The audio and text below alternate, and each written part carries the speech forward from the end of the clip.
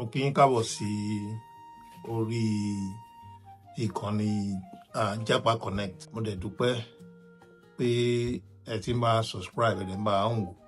Orúkọ tèmi Babátúndé Peterson fún Japa Connect.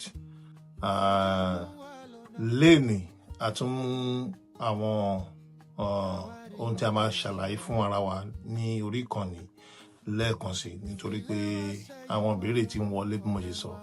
And I want to say a big thank you to everyone that has been sending in questions, contributions. I want to wish me well. I want to, come fún wa ní motivation. God bless you all. Lénìí yìí ìbéèrè táwọn brother mú wá yìí lénìí ó le díẹ̀, but a máa sọ bó ṣe yẹ ká sọ náà ni so that àwọn èèyàn á lè fi kọ́ ẹ̀kọ́ ń bẹ bí mo ṣe máa ń sọ. Ìbéèrè tí wọ́n mú wá lénìí in fact ó lágbára díẹ̀, but definitely we will have to talk about it. Wọ́n sọ bí ìbéèrè tí wọ́n fún wa lórí episode eléyìí ó ní pé ṣé mo lè travel lọ sí ìlú òyìnbó tí n bá níyàwó sí Nàìjíríà àti pé pẹ̀lú ọmọ mẹ́rin ọmọ mẹ́ta, let's just put it that way. Well, àwọn advice tí èmi máa ń fún àwọn èèyàn, because question yóò ń ṣe ìsìn ni mo ti ń gbọ́ for the past 3, 4, 5 years tí mo ti máa ń gbọ́ this same question tí wọ́n bí mi. Nǹkan tí mi máa ń try láti sọ fún àwọn èèyàn ni pé ẹni tó bá fẹ́ lọ sí ìlú òyìnbó, you got to have a very good plan. Kò ń ṣe ìlú òyìnbó yẹn gangan náà ni ó tún máa tàjù, bí ó ṣe pé plan tí a ní. Alright, but ìbéèrè tí wọ́n béèrè yìí ó ti di nǹkan tó jẹ́ pé family affair ti wà ń bẹ̀. Yes, I understand that a lot of people want to travel out. Wọ́n fẹ́ lọ sí ibi tí a ń pè ní greener pasture. Alright, àwọn náà a lot of people fẹ́ travel nítorí pé bóyá ìlú ò dẹrùn. A lot of people fẹ́ travel nítorí pé èmi náà fẹ́ rọ́wọ́ mú, èmi náà fẹ́ jáde, èmi náà fẹ́ dàbí àwọn ẹgbẹ́ mi. Èmi máa ń try láti sọ fún àwọn èèyàn pé that shouldn't be your number one purpose of traveling, alright? Because tí a bá mú bẹ́ẹ̀ yẹn á jẹ́ pé kò tíì dà, alright? Mo sọ nínú àwọn fídíò kan lórí TikTok ní ọdún kan sẹ́yìn, I believe, 2 years ago, pé a lot of people wọ́n máa ń fẹ́ travel nítorí pé àwọn ọ̀rẹ́ wọn wálé àbí èèyàn tán mọ̀ wálé. Ẹ mọ̀, on my first video mo sọ pé táwọn ẹ̀gbọ́n kan bá wálé mo máa ń wà motivated, you understand, láti rìnrìn àjò. Ó sì ń ṣẹlẹ̀ nísìn, ó sì ń ṣẹlẹ̀ dìbò yẹn máa ń sọ̀rọ̀ yìí náà, but a tún need láti fi ọpọlọ ṣe. Kò kàn ṣe torí pé Japa wálé, Mr. Kinní kan wálé, Mr. ẹni náà, Mrs. Kinní kan wálé, máa sọ pé okay, mo kàn fẹ́ gbé back, mo fẹ́ kó, most especially àwọn tí wọ́n ti níyàwó sílé. Ẹ mọ̀, ní ilẹ̀ Yorùbá a máa ń believe pé nǹkan táwa believe ni pé tí obìnrin bá ti bímọ fún ni tó ti bímọ fún yàn, àwa ti kà kún ìyàwó nìyẹn nílẹ̀ Yorùbá, most especially nílẹ̀ Africa. So obìnrin tó wá ti bímọ fún yàn tó bí ọmọ kan méjì mẹ́ta, you understand, tẹ́lẹ̀ tí ìdíjọ́ wà ti pẹ́ wá fẹ́ ti torí àjò. Mi ní sáré bẹ́ síbẹ̀ mẹ́rin, but tí èèyàn bá wálé bẹ́ẹ̀ mi ti máa sọ pé òun ló máa motivate mi, alright? A lot of people náà nísìn ó sì máa happen sí àwọn náà bẹ́ẹ̀ yẹn, you understand what I'm saying? Ó sì máa happen tó yẹ pé ẹlòmíì ìgbà táwọn èèyàn bá wálé ló máa wà motivated, and to me it's not supposed to be like that. Number one, kò ń ṣe ibi tí à ń lọ gangan ló túbọ̀ máa tàjù, because kò sẹ́ni tó sure fún, kò sẹ́ni tó guarantee pé o lè okay o. In fact, ẹni tó ní visa gan kò tí guarantee fún ẹnìyẹn pé ó máa wọnú ìlú tó ń lọ. Could be America, it could be Canada, United Kingdom, or anywhere in the world. It's never guaranteed. All right. ní àwọn tó máa ń fúnyàn ní visa náà wọ́n máa ń sọ wípé the visa tẹ́ bá wo àwọn orí visa ẹ máa rí probably kò ń sí lórí immigrant visa, alright, but tó bá ti lè jẹ́ pé visa tó jẹ́ pé bóyá visiting or something there about like that, wọ́n máa ń kọ sórí ẹ̀ wípé it's not guaranteed your entry into that country, alright. So now èèyàn tó wá fẹ́ travel tí ẹ rí àwọn ọ̀rẹ́ yín bóyá nítorí pé ó dé ni àbí nítorí pé economy ìlú yẹn ò dáa àbí ẹ ti ní pressure pé èmi náà àwọn ẹgbẹ́ mi bọ́n ṣe ń lọ tán ṣe ń bọ̀, you understand what I'm saying? So tó bá jẹ́ ìlẹ̀ fi wá gbé sórí travelling ó máa fẹ́ le díẹ̀ torí mi máa ń personally advise àwọn èèyàn wípé kò ń ṣe irú ìgbésẹ̀ yẹn ló yẹ ká máa kọ́kọ́ gbé. Ìyẹn náà kùn cause èmi máa ń pè ní motivation, ó máa ń motivate èèyàn even kéèyàn máa gbọ́ nǹkan tí mò ń sọ ìgàn ó lè motivate ẹlòmíì láti sọ pé òkè jẹ́ focus sórí nǹkan, but nǹkan tí ìbéèrè sọ lẹ́ni ni ẹni tí ó ti níyàwó àbí ẹni tí ó ti ní ọkọ, kò ń túbọ̀ máa ń ṣẹlẹ̀ láàrin obìnrin bó máa ń pọ̀ láàrin àwa ọkùnrin, you understand what I'm saying? Now èèyàn tó ti ní ìyàwó pẹ̀lú ọmọ, for example bí ọmọ 2, 3, 4 sílẹ̀ tó wá fẹ́ rìnrìn àjò, ìkíní tí máa sọ ní pé mo ti sọ láti bẹ̀rẹ̀ pé kò ń ṣe ibi táwọn ẹ̀ gangan ló túbọ̀ máa tà bọ̀ proper plan nǹkan tẹ́ fẹ́ lọ ṣe ń bẹ̀, èmi tí mò ń lọ kí ni mo fẹ́ lọ ṣe, irú èèyàn wo lèmi náà, you understand? Because number 1 ìyàwó tó fẹ́ fi sílẹ̀, ọkọ tó fẹ́ fi sílẹ̀ nílé kò guarantee ìgbà tó máa padà wá rí wọn, you understand what I'm saying? Mi sọ àwọn professional tó jẹ́ pé bóyá ìjọba ló pè wọ́n wá sílùú ìlú yẹn àbí ilé iṣẹ́ kan ló gbé wọn wá, ṣàmọ irú yẹn you can file, you can tell them about your family pé èmi náà fẹ́ only wà fún ẹ ní bóyá after 6 months or after 1 year or couple years you can bring in your family, ìyẹn yàtọ̀. But àwa tó jẹ́ pé a kàn fẹ́ lọ hustle àwa la pọ̀ jù, àwọn tó máa ń pè mí jù nìyẹn because mo ti rí a lot of people tó yẹ kó fẹ́ travel lọ sílùú òyìnbó, you understand? Tó dẹ̀ máa ń pè mí pé tí bá ń béèrè lọ́wọ́ wọn the first thing and me and Mr. Michael we used to ask that same question like ṣó ti níyàwó, ṣó ti bímọ. Some of them will even lie. Mo ti interview àwọn èèyàn kan rí, èmi àti Mr. Mike a wà ní conference call pẹ̀lú ọkọ àti ìyàwó, alright. Conversation yẹn ń lọ because I like one thing we like to do, kí máa ń pa irọ́ àbí ká máa fi nǹkan bò fún èèyàn because status yẹn ló máa determine irú nǹkan tá a fẹ́ sọ, irú nǹkan tá a máa bẹ́ẹ̀ tó, you understand? Irú nǹkan tá a máa advice yẹn láti tó, alright. Ìkíní ni pé kó tó di pé ọ̀rọ̀ yẹn ń lọ, nígbà tó ọ̀rọ̀ yẹn ń lọ mo ṣáà wà lórí conference meeting yẹn pẹ̀lú ìyàwó àtọkọ because ìyàwó fẹ́ travel, ọkọ fẹ́ travel, wọ́n dẹ̀ ti bímọ, you understand? Ìyàwó fẹ́ travel, ọkọ fẹ́ travel, wọ́n dẹ̀ ti bímọ, báwo la ṣe fẹ́ ṣe now? Nígbà tí ó ṣe díẹ̀ ọkọ shift, I think he went to buy something, he went away to somewhere within the house, probably within the neighborhood. So I want to continue conversation pẹ̀lú ìyàwó because ìyàwó làwa mọ̀, you understand what I'm saying? Ìyàwó yẹn ló connect ọkọ, you understand? Tọ́jú ẹ̀jìjọ fẹ́ travel, so a jẹ́ kọ́kọ́ mọ̀ pé ẹ̀yin méjèèjì pẹ̀lú àwọn ọmọ lè travel bẹ́ẹ̀ yẹn, and a lot of people don't like kí wọ́n máa gbọ́rù nǹkan bẹ́ẹ̀. Ìyàwó àtọkọ àtàwọn ọmọ lè kàn gbé báàgì ẹlẹ́kàn fẹ́ lọ jagun, you understand? Because mo sọ ní àwọn fídíò tó ti kọjá pé visa oríṣiríṣi, ìrìn àjò oríṣiríṣi ló wà, you understand what I'm saying? So àwọn ìrìn àjò tí a túbọ̀ ń sọ ni pé okay bóyá nǹkan ṣẹlẹ̀ ń lù àbí èmi náà tẹ̀ fẹ́ kàn kó ń lù or most people tó máa ń pè mí personally ni pé wọ́n máa ní ó tẹ̀ ti sọ àwọn náà fẹ́ jáde káwọn náà lọ ṣiṣẹ́ ní any country or anywhere, you know.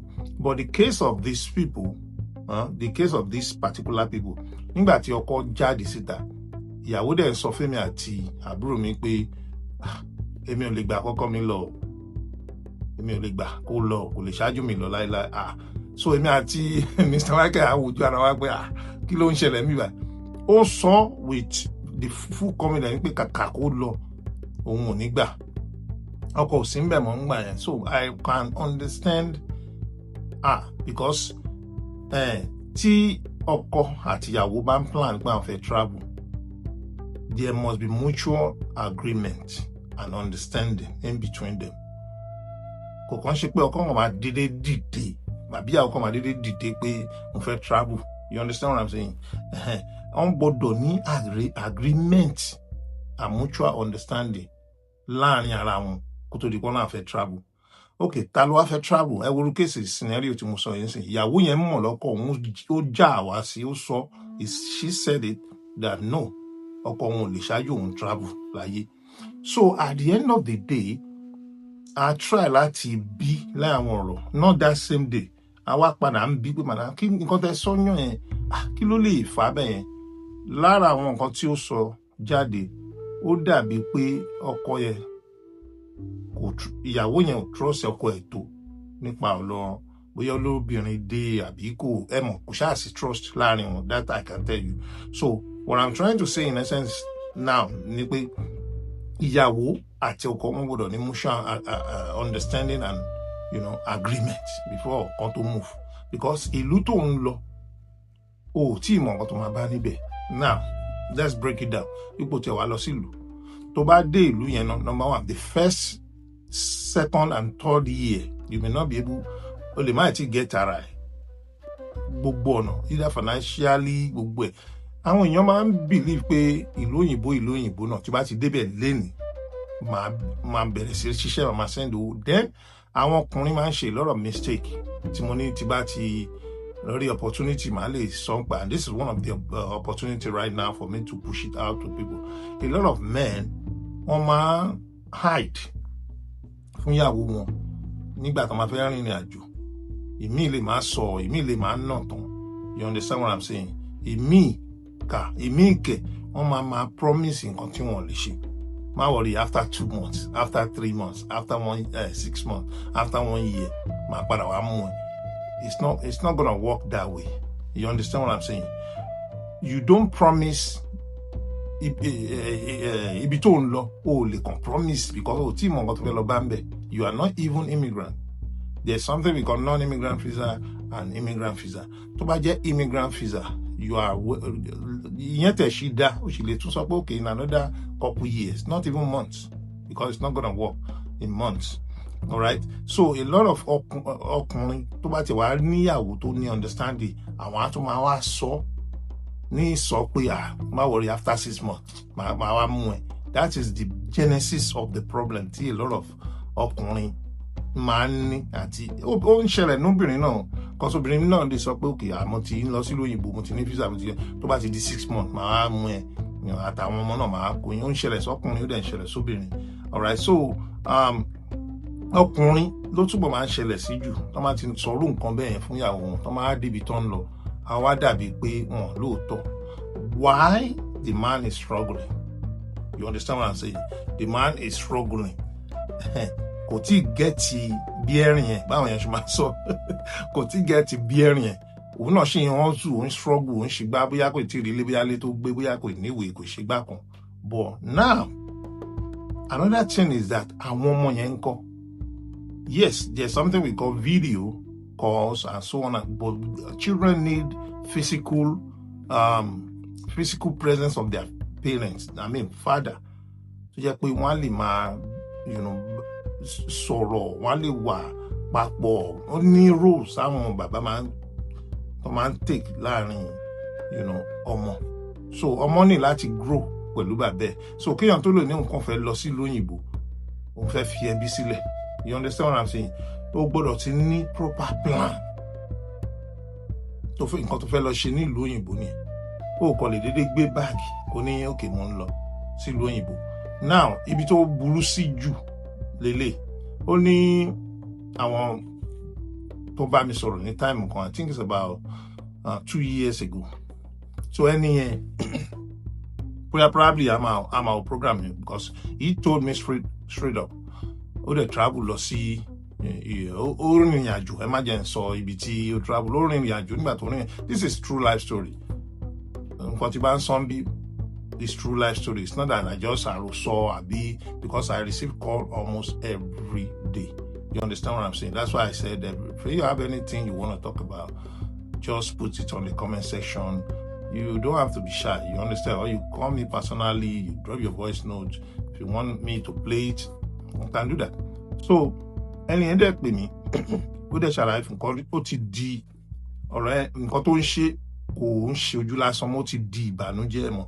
Tí ìbànújẹ́ bá dẹ̀ ti bá ọkùnrin, you understand, kò ní lè concentrate ní ìlú tó wà ẹ̀ mọ́. You understand what I'm saying? So nígbà tí ọ̀gbẹ́ni yẹn wá pè mí, ó ti kọ́kọ́ pè mí ní time kan, mo ṣáà ní kó calm down.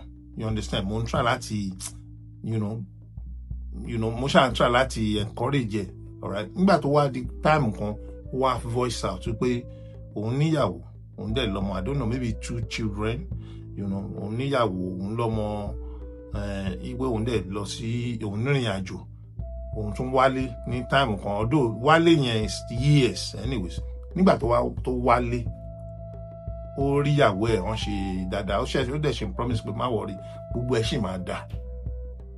I'm still coming back to pick you guys. Ṣó ti yín bẹ̀rẹ̀ sí. Nígbà tó wá padà, nǹkan wá yí padà. Gbogbo plan tó ní ó flop, gbogbo ẹ̀ dojúrú. You understand? Òun gan get ara ẹ̀ níbi tó wà mọ́. Ìyàwó ńlé ń bìlí pé ó ti fẹ́ yàwó mi sí lóyìnbó. You understand what I'm saying? So, òun kẹ̀ kò lágbára nǹkan tó ń ṣe tẹ́lẹ̀ sílé mọ́.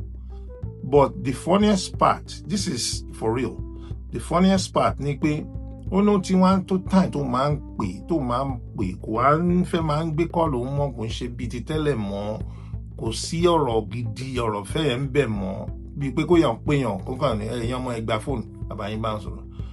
Ó wá ní àdúgbò àwọn òun wá try láti get in touch pẹ̀lú àwọn èèyàn ládùúgbò. You understand what I'm saying? Pé ìyàwó mi ò báyìí ni òun tí ẹni bá sọ̀rọ̀. So ó ní àwọn ẹ̀gbọ́n àwọn ará ládùúgbò tó jẹ́ pọ́n tún close mọ́ òun náà pé wọ́n mọ̀ pé ó lọ sí ìlú òyìnbó. So àwọn yẹn náà wá padà wá ń sọ fún pé well, àwọn ọmọ bá ṣe lè sọ ni. You understand what I'm saying? Pé ìyàwó ẹ̀ yẹn ò pé it's so funny. Alright, so things are happening. Things àwọn kan ṣẹlẹ̀ gidi gan lórí ọ̀rọ̀ ìrìn àjò. Traveling can build your home and can equally destroy your home if you don't do it right. You understand what I'm saying? So èèyàn ní láti be very, very careful. So bí mo ṣe ń sọ ẹni tí ó wẹ́ẹ̀dì wọn, eléyìí ò ń ṣe pé ká fi bàyàn jẹ́, eléyìí ò dẹ̀ ń ṣe pé ká fi ba ẹ̀sìn jẹ́, eléyìí ò ń ṣe pé ká fi tú àṣírí àwọn tó ń sọ story fún mi. You understand? But a fi ń kọ́ ẹ̀kọ́ ni because it's just too much. Man gbọ́ almost all the time. Yeah, but man sọ pé why we are like this, alright? Kí ló dé tá à ń ṣe irú nǹkan báyìí? Because tí o bá ti sí mutual agreement and understanding láàrin ọkọ àti ìyàwó fún ìrìn àjò, it can destroy it. Ọkùnrin míì kò ń ráyè láti máa bá ìyàwó mi sọ̀rọ̀, ìyàwó ẹ̀ sọ̀rọ̀ nílé. Ìyàwó mi kò ráyè láti máa bá ọkọ ẹ̀ mi sọ̀rọ̀ láyé nílé. So that alone can open it, can make it be like kí ló ń ṣẹlẹ̀, àbí ìyàwó mi ti ń fẹ́ lómi lọ, àbọ́kọ mi ti níyàwó mi lọ. Different advice ó máa wá fún obìnrin yẹn nílé. Why you are struggling over there, all right? Láti gbé wọn wá, So at the end of the day, ẹni tó so wọ́n pọ̀, pastor tó so wọ́n pọ̀ ló wá padà ń fẹ́ ìyàwó ẹ̀. You understand? This is just true life story, I'm telling you. Pastor tó padà tó so wọ́n pọ̀ ló wá ń fẹ́ ìyàwó ẹ̀, because àwọn èèyàn monitor obìnrin yẹn to the extent that wọ́n sọ bó ṣe máa ń lọ sílé pastor yẹn tó máa ń padà. So at a time, the lady now told him that òun ò ṣe mọ́. You understand? Pé tó bá fẹ́ bá ọmọ ẹ̀ sọ̀rọ̀, ó lè máa bá àwọn ọmọ ẹ̀ sọ̀rọ̀. And ó jẹ́ nǹkan tó jẹ́ pé ìbànújẹ́ bá to the side, ẹ̀rù gan bẹ̀ mí pé kí máa lọ ṣe rẹ̀ léṣe. That's number one. Number two, àwọn ẹlòmíín wà tó jẹ́ pé okay, this one is ó ti ṣẹlẹ̀, ní Canada nìyẹn ti ṣẹlẹ̀, alright? Ó dẹ̀ ṣẹlẹ̀ sẹ́ńtẹ́ pé ẹni tí ó súnmọ́ mi ló sọ story yẹn fún mi, tó jẹ́ pé ọkọ àti ìyàwó, ewu tó wà ń bẹ̀ ni mò ń try láti sọ nsìn, because bó ṣe dùn báwọn èèyàn ṣe máa ń rí àwọn èèyàn kan máa ń only rí positive side. Oh, mo fẹ́ lọ sí US, mo fẹ́ lọ sí Canada, mo fẹ́ lọ sí United Kingdom, and you have a family. Nítorí ìbéèrè tí àwọn èèyàn béèrè, ṣé ó léwu láti ẹni tó níyàwó àbí ọmọ àbí ọkọ láti lọ sí ìrìn àjò? Ewu tó wà ńbẹ̀ pọ̀. Ewu tó wà ńbẹ̀ ó pọ̀ ju pọ̀ ju èrè tó wà ńbẹ̀ lọ, because a lot of people want to lose. In fact, family ẹ̀ ti dàrú nípasẹ̀ ìrìn àjò. Now, ọkọ àti ìyàwó wọ́n wá ibi náà kọ́kọ́ dé sí, anyways ní Amẹ́ríkà náà kọ́kọ́ dé sí. Nígbà tán àwọn ilé tẹ̀tì ọ̀yìnjọ kú nílé pẹ̀lú ọmọ. You understand what I'm saying? Ọkọ ń wàwé, ìyàwó ń wàwé, you know. Ọkọ wá lọ sí Canada, ìyàwó wà níbí. Ọkọ ló kọ́kọ́ rí ẹni tó ó ti yé yín níyàwó lọ́hùn. Nígbà tọ́kọ rí ẹni tó yàwó lọ́hùn, ìyàwó tí ọkọ rí nílùú òyìnbó ó gbádùn ọkọ kò fẹ́ fi ọkọ sílẹ̀. You understand what I'm saying? But ó di pé yẹn lóyún. Ìyàwó ní Amẹ́ríkà gbọ́ pé ọkọ òun ti fúnyàn lóyún ní ibi a ṣe sọ sí kọ́ leléyìí o. You understand what I'm saying? Ìyàwó náà fi bínú ó lọ fẹ́ ẹlòmíì ó fún lóyún. Àwọn ọmọdé tẹ̀lé wọn wá. You understand what I'm saying? And ẹbí yẹn pínyà. You understand? Ẹbí fọ́ láàrin yẹn. So advice tèmi máa fún àwọn èèyàn tó jẹ́ pé bóyá ẹ ti níyàwó àbí ẹ ti ní ọkọ, you must, number one, plan your trip very well before you make a move, because 80% àwọn tó ń ṣerú ẹ̀ wọ́n survive ẹ̀. mi sọ pọ́n kú wọ́n survive ẹ̀ ní pé ilé yẹn dàrú and ó máa ń padà wá affect àwọn ọmọ ni. Tí ilé bá ti dàrú bẹ́ẹ̀ ó máa ń padà wá affect àwọn ọmọ ni. You understand? A lot of people. There are some people here tó tẹ̀ jẹ́ pé àwọn kò ṣe pọ́n gbóbìnrin àbí ọkàn kúkú síbí ni wọn ò lè padà sílé, wọn ò dẹ̀ wá òkè níbí. Ìyàwó gan lọ́hùn ẹ̀ dẹ̀ mọ̀ pé obìnrin máa ń sọ fún àwọn èèyàn kó tó travel àbò níyàwó, kó tó travel àbò lọ́kọ, ẹ̀yin méjèèjì gbọ́dọ̀ mọ́ra yín dáadáa. Kí ni mò ń try láti sọ ní pé sexual part of it ẹ gbọ́dọ̀ mọ́ra yín. Ṣé ìyàwó mi lè mára dúró? You understand? Ṣọ́kọ mi ò kì í ṣe irú èèyàn bẹ́ẹ̀ tó jẹ́ pé tó bá ti rí lè báyìí ìtajà tẹran kò sí tí ó lè run. You understand what I'm saying? It's happening. Mo lè máa rẹ́rìn, but it's happening. But I'm trying to, reply the question. Ló ṣe ń jẹ́ kí n máa sọ ilé. Tó bá mọ̀ pé ìyàwó ẹ̀ ò lè mú ara dúró, why do you want to travel and leave them alone? You understand? Except bóyá ò nífẹ̀ẹ́ pẹ̀lú àwọn ọmọ ẹ̀. You understand what I'm saying? But tó bá nífẹ̀ẹ́ tó dẹ̀ mọ̀ pé ìyàwó ẹ̀ ò lè máa dúró, make sure irú traveling process tó fẹ́ ṣe jẹ́ kó include ọmọ, include ìyàwó or family. How? Ìwọ tó fẹ́ travel, bóyá ìyàwó ní ẹni o, bóyá ọkọ ní ẹni o, make sure pé irú ìrìn àjò tó fẹ́ rìn yìí o, ìrìn àjò tó lè kó ẹbí dání ni. There are people tó yẹ pé wọ́n kàn lọ kàwé náà, wọ́n dẹ̀ kó ẹbí wọn dání. Ẹlòmíì ríṣẹ́ láti Nàìjíríà tó jẹ́ pé nǹkan tí wọ́n dẹ̀ kó ìyàwó àti ọkọ àti ìyàwó wọ́n kóra wọn dání àtọmọ. Mo lọ́rẹ̀ẹ́ kan Canada náà lọ, àjọ lọ ṣe exam yẹn ni. You understand? Ó dẹ̀ pass exam tó máa ń ṣe fún Canada yẹn nígbà yẹn. Ó dẹ̀ pass ẹ̀, ó dẹ̀ include ìyàwó àtàwọn ọmọ ẹ̀, wọ́n dẹ̀ jọ lọ sí Canada dé ní. Èmi ò ṣe torí kò sí tó kàn mí pẹ̀lú exam. Èmi mọ̀ bí màá ṣe rìnrìn àjò tèmi. You understand what I'm saying? So kò ń ṣe pé nítorí pé èèyàn kan ti wá lọ, ó wá ṣẹ́rí obìnrin míì bí mo ṣe sọ, wọ́n lè dúró, wọ́n ní sùúrù.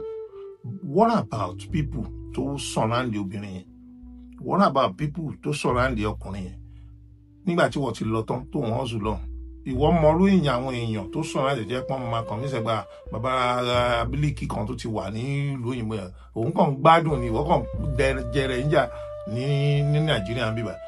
I've seen a lot of women call.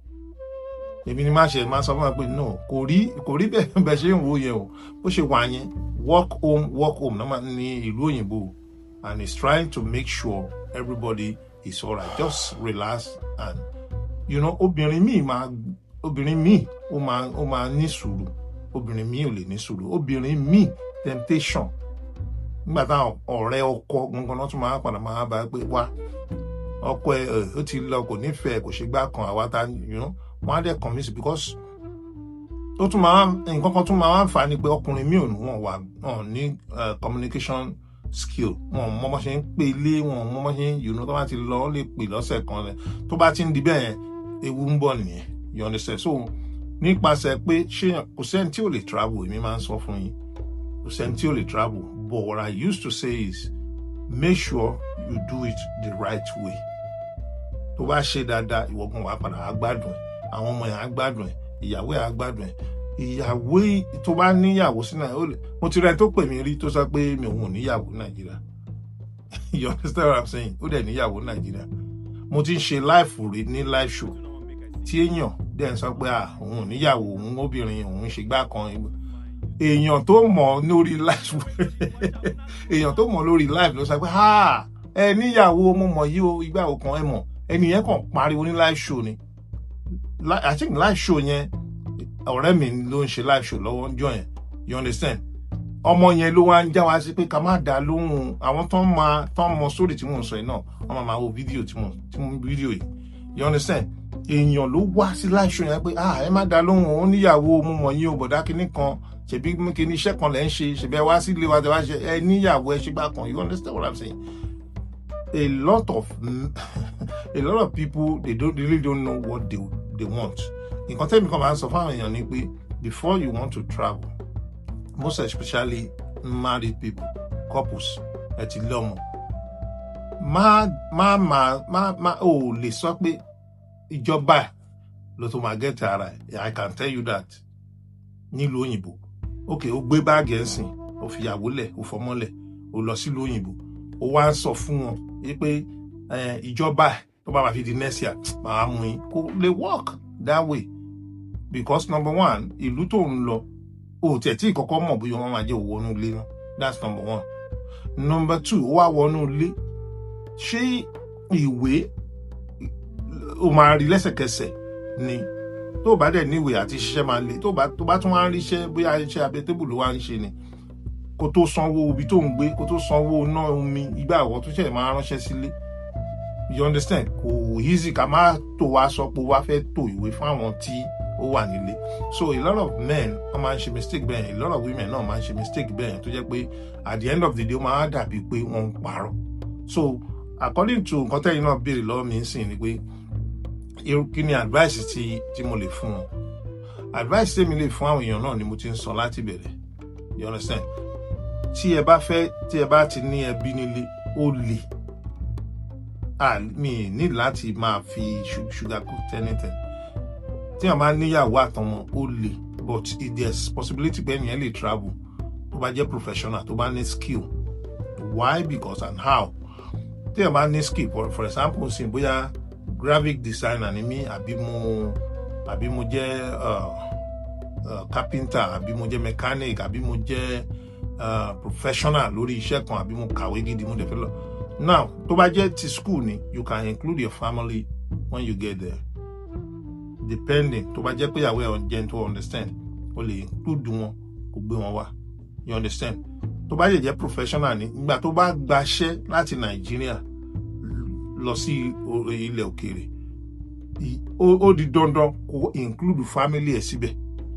Ìyàwó mi, ọmọ mi, àwọn ilé iṣẹ́ yẹn náà máa wá fáìlì fún àwọn ẹbí tiẹ̀ kan wá bẹ̀, because wọ́n need it. Take for example, tí ẹ bá join iṣẹ́ ológun ní Amẹ́ríkà bíbá, tó bá join iṣẹ́ ológun kan tí mo mọ̀ dáadáa ni, tó bá lọ sọ fún wọn pé o fẹ́ gbé, for example, bí o fẹ́ gbé ìyá ẹ̀, àbí o fẹ́ gbé bàbá ẹ̀, àbí o fẹ́ gbé ẹbí ẹ̀ kan wọlé, wọ́n máa tètè ṣe. You know why? They want you to all your brain, gbogbo focus ẹ̀ kó wà nínú ìlú yìí, kó wà nílùú yẹn. It could be anywhere, Canada, US, UK, Europe. Wọ́n fẹ́ kí gbogbo focus ẹ̀ wà mẹ́, so they will gonna bring your family closer to you so that you guys can be in that same way. Because ọmọ ẹgbẹ́ tí ẹbí ẹ̀kan máa lọ yẹn, ilé wa bí ní wà focus. You understand what I'm saying? So ẹ̀yin ẹlẹ́tì máa rí pọ́n máa tètè grant àwọn tó bá jẹ́ ológun àbẹ́ tó bá jẹ́ ọmọ nílùú, because wọ́n fẹ́ yẹ kí o ní access láti kó ẹbí ẹ̀ wá. But ẹni tí ò ní ìwé, tó ṣe délùú tó dẹ̀ ti ń promise wọn lé pé àti bá ti débẹ̀ má worry after 1 year àbí after 6 months màá sáré gbé ẹ wá. It's not gonna work. So advice tèmi kò máa fún àwọn èèyàn ni pé kán rò dáadáa. Tó bá jẹ́ ọkùnrin ni ẹ pé ìyàwó ẹ níbi tán ti ń pe obìnrin jókòó. Obìnrin míì tí o bá ti hùwà kan sí rí, ṣé mo obìnrin soft, àwọn obìnrin dẹ̀ tún le, àwọn náà soft jù. If you are good to a woman will be good to you. You understand what I'm saying? Tó bá pe obìnrin yẹn jókòó pé wá, láàní tí mo ní rè nítorí ìwà náà ni. Tó bá understand, good.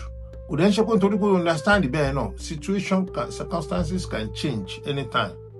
Torí ọkọ tó ti wà used mọ́, ìyàwó tí mo ti wà used mọ́, ó kàn dédé lọ sí òkè òkun, ìrokúrò máa wá. Ẹ má jẹ́ ká parọ́ fúnra wa, ìrokúrò máa wá lọ́kàn yẹn. You understand? Now, number one, you have to bá wá lọ, either ọkùnrin ni àbóbìnrin ni, you must keep communicating not 24 hours, but you gotta communicate time to time. You understand what I'm saying? And you have to be focused. You have to focus. I'm not saying it's gonna be easy, but then I can tell you 80% won't lose everyone. Won't lose your you understand? Because be aware about that, about when you might change your mind. Situation might only change your mind. Environment only change your mind. Economy only change mind you see in me because one already totally guide you at that time. You understand what I'm saying? So Amy, for real, this 2026, I really don't advise ọkùnrin kó fi lílẹ̀. You understand? Without the family. Yeah. Me kí máa advise kí ọkùnrin kó fi ìyàwó àtàwọn ọmọ ẹ̀ sílẹ̀ in 2026. Why? Because immigration law all around the world, not just United States, all around the world, will change. You got to calculate very well. You got to know what you're going certificate. No certification, no skill. You just want to go and jagun.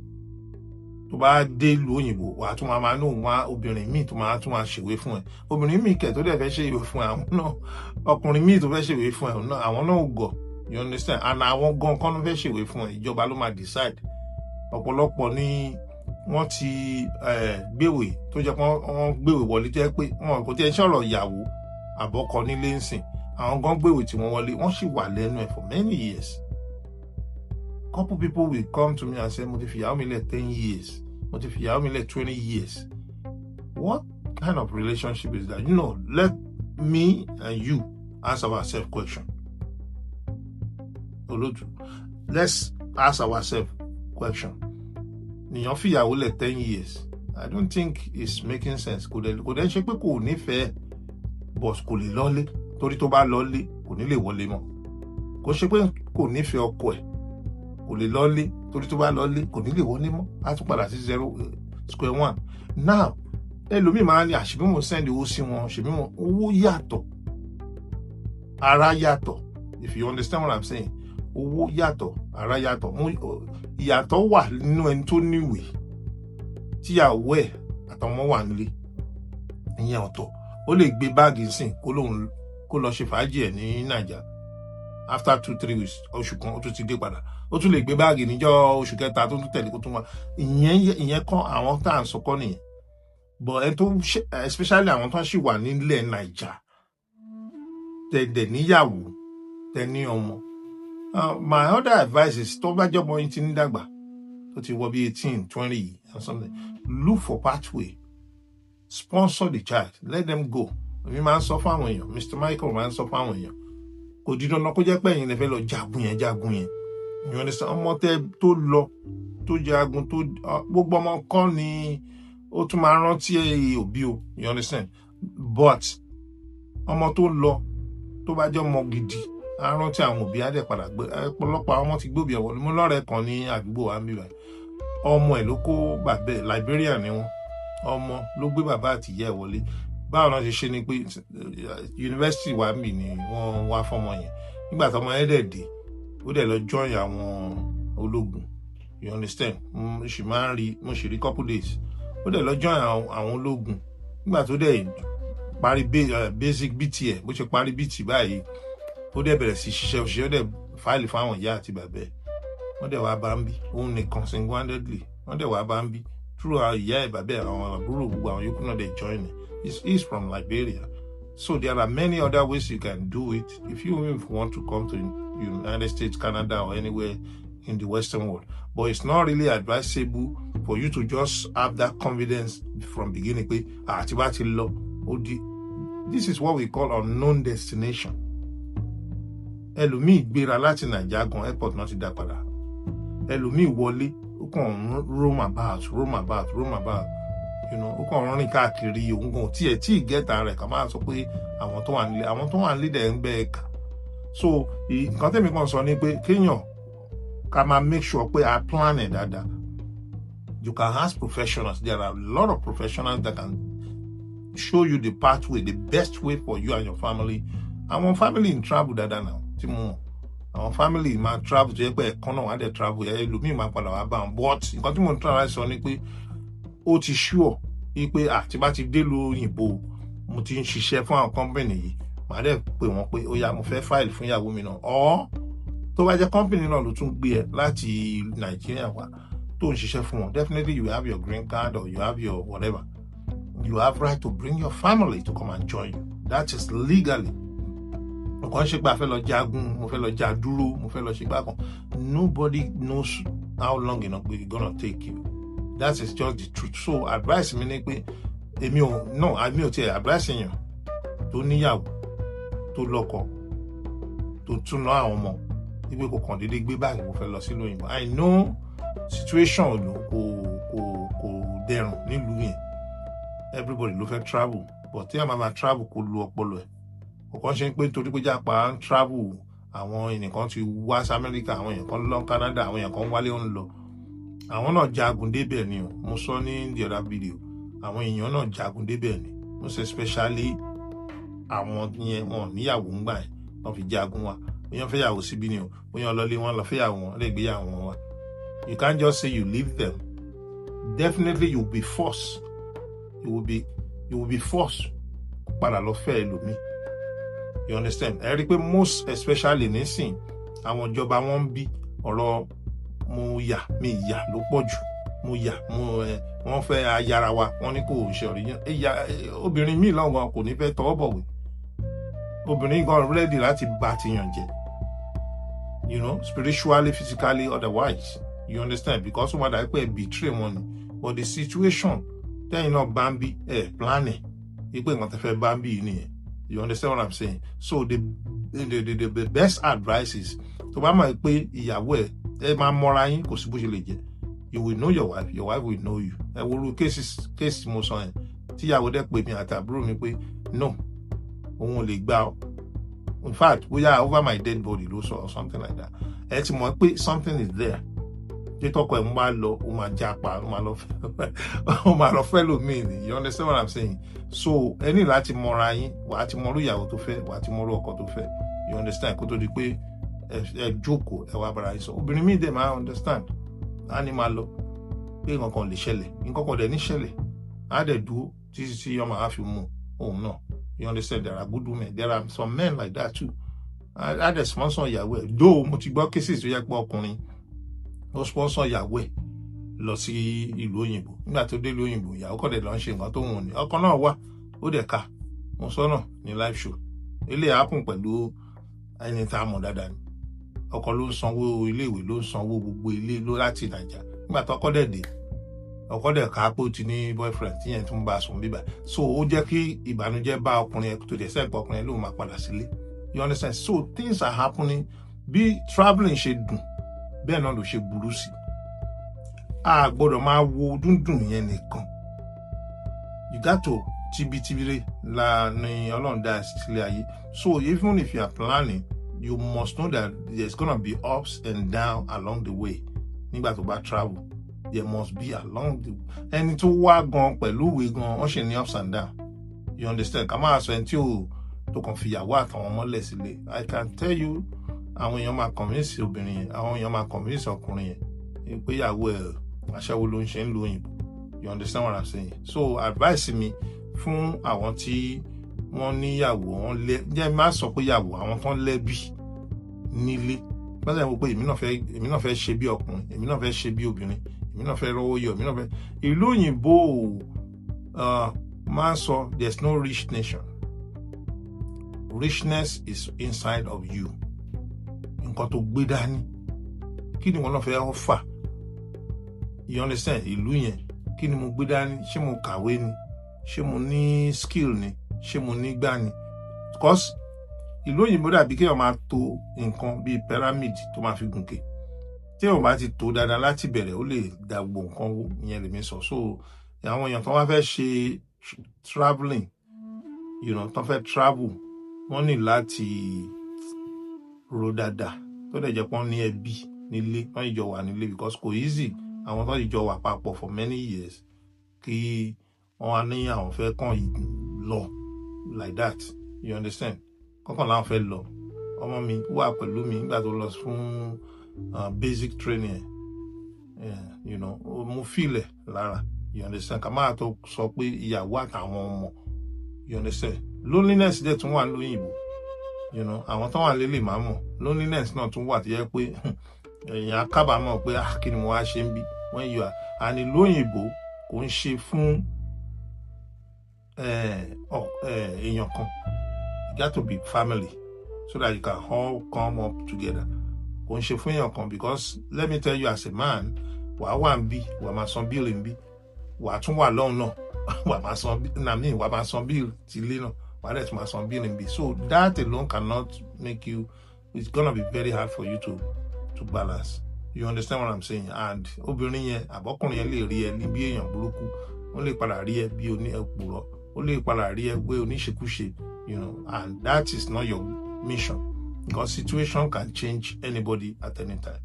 So tí ẹ bá fẹ́ travel, ẹ dẹ̀ níyàwó àtọmọ ńlé, màá rọ̀ yín kí ẹ rò dáadáa, kẹ́ seek professional advice first before you take that move.